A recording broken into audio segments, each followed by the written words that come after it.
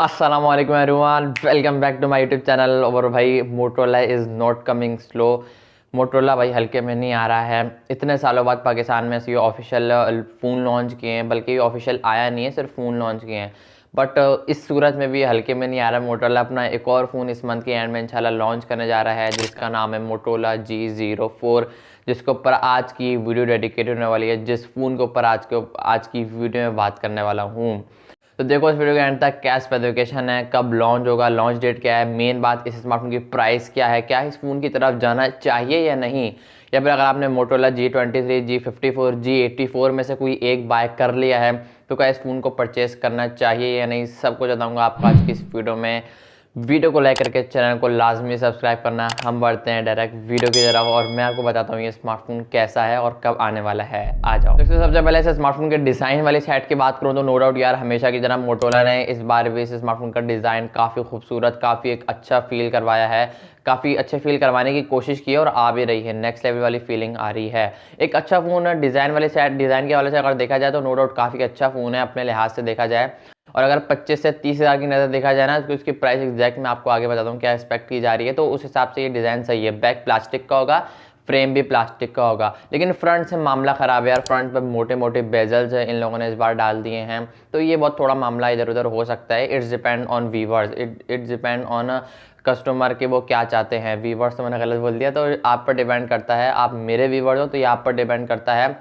वो उनके कस्टमर होंगे मोटोरोला के, तो ये उन पर डिपेंड करता है कि वो क्या चाहते हैं। मोटे मोटे बेजल्स हों, पतले पतले बेजल्स, तो ये डिपेंड करता है हर बंदे के ऊपर। मेरे तो ज़्यादा मुझे पसंद है कि बेजल्स पतले पतले हों। बाकी कोई नहीं, कोई मसला नहीं होता, अगर मोटे मोटे भी चल जाता है खैर फ़ोन, लेकिन कुछ लोगों को पसंद नहीं होता भाई बिल्कुल भी।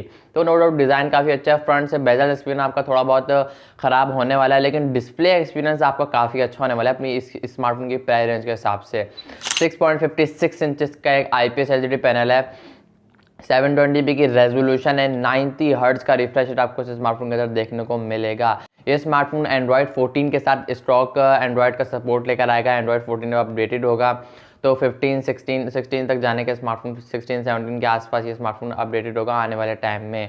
बाकी मेमोरी कार्ड डालने का सपोर्ट भी आपको देखने को मिलेगा। ओवरऑल डिस्प्ले वाले साइड की बात करूँ तो नो डाउट यार, इस स्मार्टफोन का डिस्प्ले काफ़ी कमाल का है अपनी प्राइस रेंज के हिसाब से। 720p की जगह बस 1080p दे देते ना, तो नो डाउट यार नेक्स्ट लेवल डिस्प्ले कंसिडर होने वाला था अपनी प्राइस रेंज के हिसाब से। प्राइस वाली साइड को मैं आपके आगे चल के डिस्कस करता हूँ और लॉन्च डेट को भी आगे चल कर डिस्कस करता हूँ, कब लॉन्च होगा, कितनी प्राइस होगी। बाकी जहाँ तक मेमोरी वेरिएंट की बात है तो ये स्मार्टफोन 2 मेमोरी वेरिएंट के साथ आएगा। UFS 2.2 की स्टोरेज होगी, 4GB 64GB, 4GB 128GB। एक आध और मेमोरी वेरिएंट निकल कर सामने आ सकता है, होगा तो ये 2 मेमोरी वेरिएंट के साथ लॉन्च में भी, लेकिन 3 भी हो सकता है।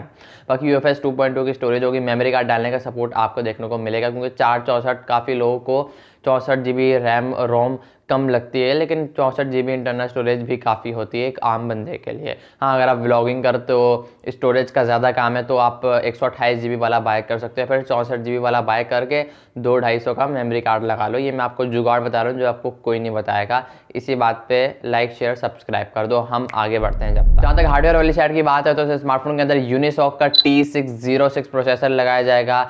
इस स्मार्टफोन की प्राइस के हवाले से अगर मैं बात करूँ तो इस स्मार्टफोन की प्राइस तकरीबन अगर ये स्मार्टफोन अंडर 25,000 के आसपास लॉन्च होता है, और एक्सपेक्ट भी यही किया जा रहा है कि ये स्मार्टफोन 25,000 के आसपास लॉन्च होगा, तो ये स्मार्टफोन एक बेस्ट फ़ोन कहलाएगा अंडर 25,000। अगर 25, 26 भी चल जाएगा, लेकिन अगर ये 30,000 से ऊपर लॉन्च होता है तो स्मार्टफोन कहीं से भी जस्टिफाई नहीं करता, कहीं से भी वर्थ इट नहीं है। ये टोटली ओवर प्राइस लॉन्च होगा, बिकॉज यूनिसॉक T606 के काफ़ी चीप प्रोसेसर है, काफ़ी बेकार प्रोसेसर है, बट स्टिल इसकी प्राइस अंडर 25,000 लॉन्च हो रही है, तो ये स्मार्टफोन ये प्रोसेसर बेसिकली ये स्मार्टफोन एक अच्छा स्मार्टफोन कंसिडर किया जाएगा।